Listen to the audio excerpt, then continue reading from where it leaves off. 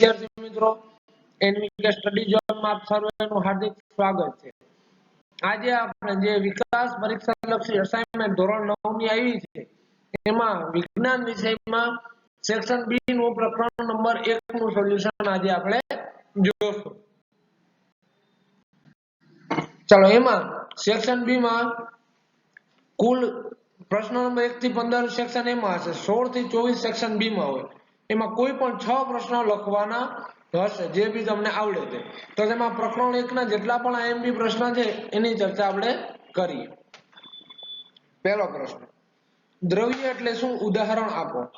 આપણી આસપાસ નજર કરતા જુદા જુદા આકાર, કદ અને બનાવટો ધરાવતી અનેક વસ્તુઓ જોઈ શકાય છે। બ્રહ્માંડની દરેક વસ્તુ જે સામગ્રીમાંથી બનેલી છે તેને વૈજ્ઞાનિકોએ દ્રવ્ય નામ આપ્યું છે। જે વસ્તુ જગ્યા રોકે અને દળ ધરાવે તેને કહેવાય દ્રવ્ય। ઉદાહરણ આપી દેવાના, હવા હે, ખોરાક, પથ્થર, વાદળ, કોઈ પણ 8-10 ઉદાહરણ આપણે જેટલા લખવા એટલા લખી શકીએ આમાં। ચાલો હવે બીજો પ્રશ્ન જોઈએ। ઉત્કલન બિંદુ એટલે શું? પાણીનું ઉત્કલન બિંદુ જણાવો।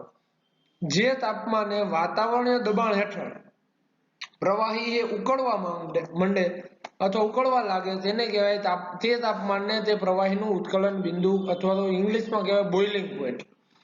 પાણીનું ઉત્કલન બિંદુ 100 ડિગ્રી સેલ્સિયસ છે મિત્રો, આ ખાસ ધ્યાન રાખજો। ત્રીજો પ્રશ્ન, તરવૈયો સ્વિમિંગ પુલમાં પાણીના પ્રવાહને કાપીને આગળ વધી શકે છે। અહીં દ્રવ્યનો કયો ગુણધર્મ જોવા મળે છે? તો કે અહીં દ્રવ્યનો એ ગુણધર્મ જોવા મળે છે કે દ્રવ્યના એટલે કે પાણીના કણો વચ્ચે ખાલી જગ્યા હોય છે। આ કણો સતત ગતિશીલ હોય છે।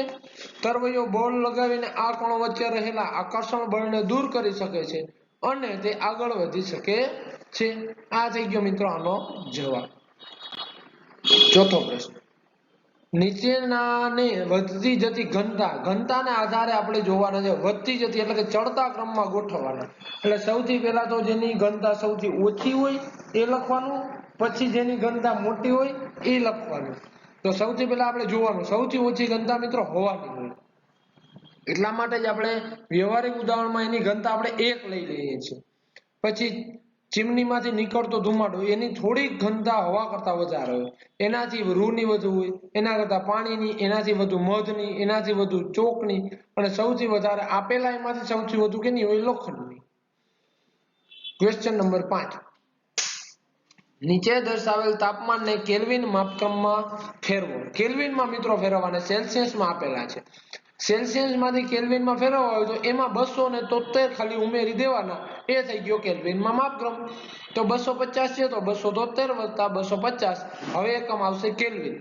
તો 273 ને 250 કેટલા થાય મિત્રો? 523 કેલ્વિન આપણો જવાબ આવશે।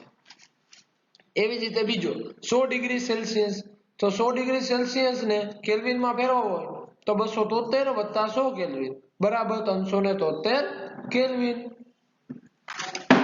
છઠ્ઠો પ્રશ્ન જોઈએ, ગરમ તેમજ સૂકા દિવસોમાં રણ વધુ ઠંડક ધરાવે છે, શા માટે? તો મિત્રો ગરમ તેમજ સૂકા દિવસો એમાં બાષ્પીભવનનો વેગ એટલે કે પાણીનું બાષ્પીભવન વધારે, વેગ વધુ હોવાથી આ દિવસોમાં કુલર વધુ ઠંડક આપે છે। તો અહીં કુલર વધુ ઠંડક આપે, એવી જ રીતે રણમાં પણ બાષ્પીભવનનો વેગ કેવો હોય? વધારે, કારણ કે ત્યાં વધારે સૂર્યના કિરણો પડતા હોય જેથી બાષ્પીભવન વધારે થશે આજુબાજુમાં, જેથી તેની આજુબાજુનું વાતાવરણ કેવું રહેશે? ઠંડક ભર્યું રહેશે, જેથી એ ઠંડક વધારે ધરાવતું હોય છે। સાતમો પ્રશ્ન, તફાવત આપો બાષ્પીભવન અને ઉત્કલન। તો બાષ્પીભવન સપાટી પરની ક્રિયા છે, જ્યારે ઉત્કલન છે જથ્થાત્મક ઘટના છે।